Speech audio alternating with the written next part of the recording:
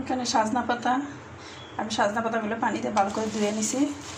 এখন আমি এটা একটা ব্লেন্ডার জারে দিয়ে ব্লেন্ডার করে নেব, এর সাথে একটু পানি দিয়ে। এই তো ব্লেন্ডার করা হয়ে গেছে সাজনা পাতাগুলি। এখন চলেন রান্না কীভাবে করি দেখে নেন। প্রথমে আমি কুকিং অয়েল দিয়ে দিছি আগে থেকে, আর এখানে আছে মেথি আর মৌরি 1 চা চামচ করে। এগুলো দিলে আর কি আলাদা টেস্ট বাড়ায়, আর সাধারণত ভর্তার মধ্যে এগুলো দিলে ভালো। কালো জিরাও দেওয়া যেতে পারে।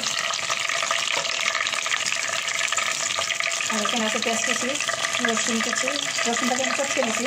আর এখানে শুকনো মরিচ আছে, কিছু ছোটো ছোটো করে কেটে নিয়েছি, আর এখানে কাজ করে দিচ্ছি। এখানে এতে লালচে করে ভেজে নেব।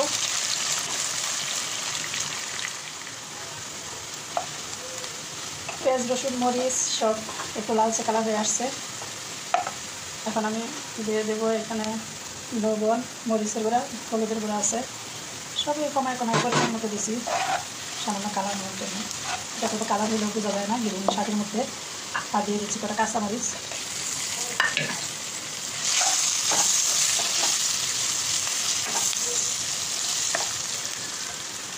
এখন আমি সেই শাকগুলি ঢেলে দেবো, শাকের পেস্ট।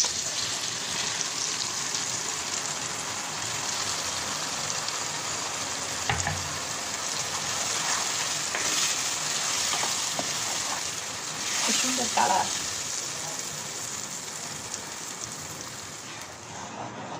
এই অবস্থায় নেড়ে দিতে হবে একটু পরপর, পানিটা একদম টেনে আসবে।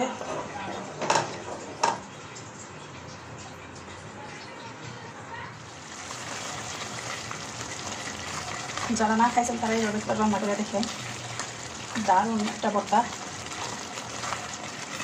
এটা পানিটা টেনে আসতেছে, পানিটা টেনে আসতে আসতে একটু একবারে ড্রাই করে ফেলবো।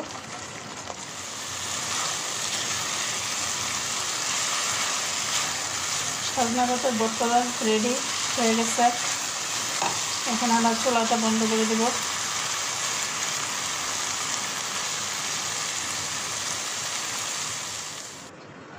এটা ভর্তাটা রেডি, এভাবে রান্না করে খেয়ে দেখবেন, ইনশাআল্লাহ অনেক মজার হবে। আর রেসিপিটা ভালো লাগলে লাইক কমেন্ট ও একটা শেয়ার দিয়ে দিবেন, আর বেল বাটনটা অন করে রাখবেন। রেসিপি আপলোড হওয়ার সাথে সাথে নোটিফিকেশন পৌঁছে যাবে সবার আগে আপনার কাছে।